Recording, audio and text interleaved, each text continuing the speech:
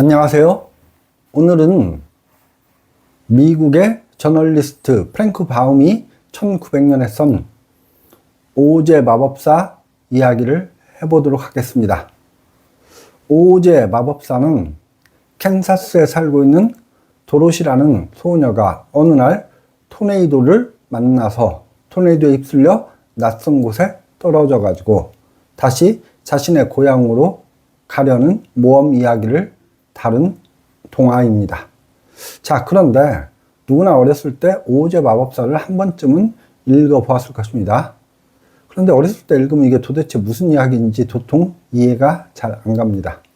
왜냐하면 이것은 19세기 말에 미국의 디플레이션의 경제 상황을 해결하는 우화로 나타난 이야기이기 때문에 상당히 이해하기가 힘듭니다.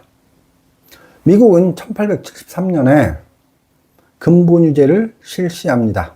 금본위제란 금의 가치만큼만 화폐를 발행하는 시스템입니다. 그러니까 금이 만약 1억 원어치만 있다면 1억 원의 화폐만 발행하는 겁니다. 이게 왜 문제가 되느냐? 자, 금이 더 이상 채굴되지 않으면 화폐 발행을 할 수가 없습니다. 화폐의 양이 고정되어 있을 때, 자, 물건은 산업의 발전과 더불어 계속 생산이 되고 늘어나게 됩니다. 예를 들면 화폐가 10,000원 있고 물건이 똑같은 물건이 10개 있다? 그러면 그걸 1대1로 매칭시키면 물건 하나의 가격은 1,000원일 것입니다. 자, 그런데 10,000원 그대로 화폐의 양은 있는데 물건이 20개로 늘어난다. 그러면 500원으로 떨어질 것입니다.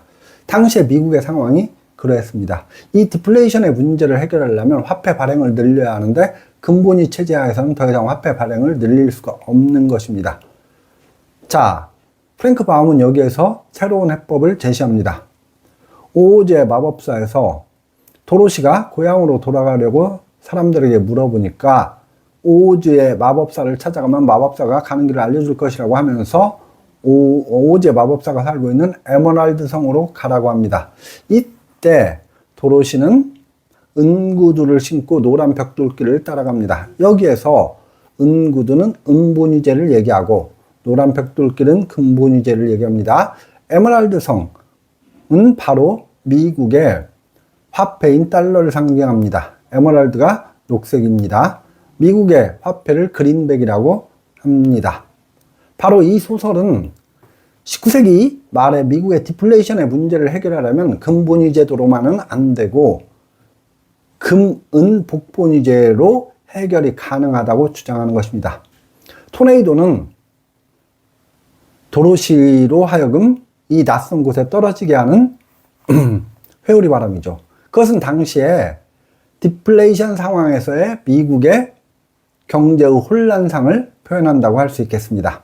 그리고 에메랄드 성으로 가는 길에 도로시가 만난 3명의 동반자, 허수아비와 양철 나무꾼과 그리고 사자, 이들은 각기 소망하는 것이 있는데 두뇌와 허수아비는 두뇌를 소망하고 그리고 양철 나무꾼은 심장을 소망하고 사자는 용기를 소망합니다.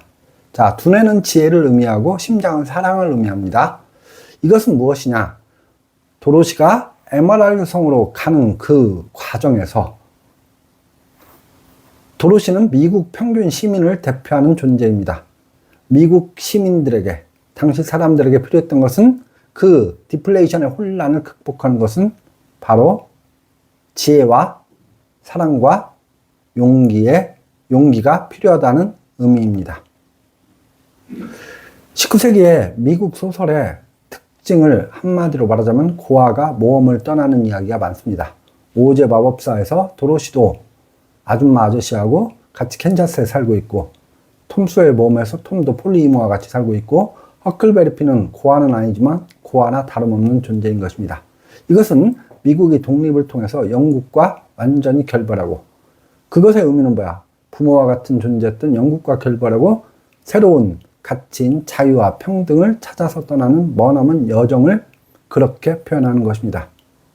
자, 결론적으로 오제 마법사는 19세기 말에 미국의 경제 상황에서 화폐제도인 금본위제도로 인해서 발생한 디플레이션의 문제를 해결하는 과정을 나타내는 경제적 우화인 것입니다.